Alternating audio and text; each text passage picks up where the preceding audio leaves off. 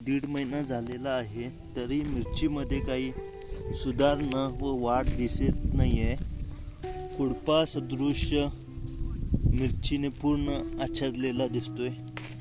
झाडांची वाढ पूर्णपणे खुंटली आहे।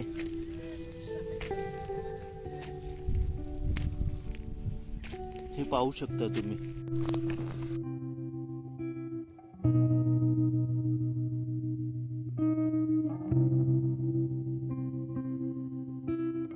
माझे नाव युवराज पाटील, राहणार कडेलगे खुर्द, तालुका चंदगड, जिल्हा कोल्हापूर। ही 10 गुंठ्यामध्ये लावलेली मिरची।